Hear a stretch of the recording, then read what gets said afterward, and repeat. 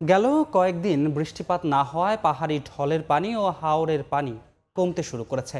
সুরমাসহ সব নদীর পানি বিপদসীমার নিচে প্রবাহিত হচ্ছে। এই মুহূর্তে সুনামগঞ্জ সদরের ইসলামপুর এলাকায় আছেন সহকর্মী হিমাদ্রি শেখর ভদ্র। সরাসরি যাচ্ছি তার কাছে। আমি আছি সুনামগঞ্জ সদর উপজেলার লক্ষ্য ইসলামপুর গ্রামে। এই গ্রামটি সিলেট সুনামগঞ্জ থেকে প্রায় 10 কিলোমিটার দূরে এবং এই গ্রামে একমাত্র যাতায়াতের যে সড়কটি, সেই সড়কটি ডুবে গেছে। এখন নৌকা দিয়ে মানুষ চলাচল করে।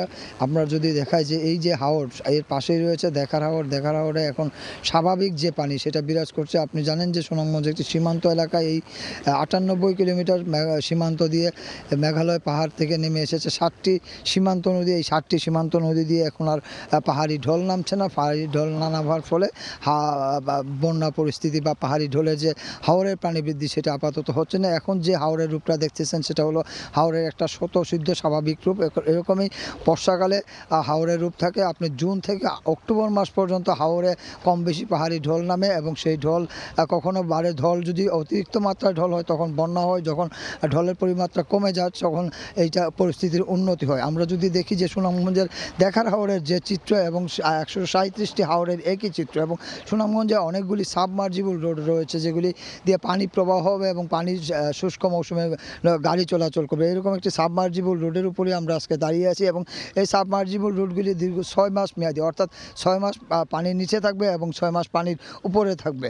আমরা কথা বলেছিলাম এখানকার লোকজনের সাথে, যে তারা জানিয়েছেন যে গেল 4 দিন বৃষ্টিপাত না হওয়ার কারণে এখানকার পানি অনেক তাড়াতাড়ি নেমে যাচ্ছে এবং এভাবে যদি বৃষ্টিপাত আর না হয় তাহলে দ্রুত পানি নেমে যাবে এবং তাদের জীবনযাত্রা স্বাভাবিক হবে। আর হাওর এলাকার একটা বৈশিষ্ট্য হলো যে আপনি যে গ্রামগুলির দিকে তাকাবেন, চারদিকে পানি বেষ্টিত, দূর থেকে দেখলে মনে হবে যেন এগুলিতে পানি ঢুকে গেছে এবং বন্যার পানি ঢুকে গেছে। আসলে তেমনটি নয়।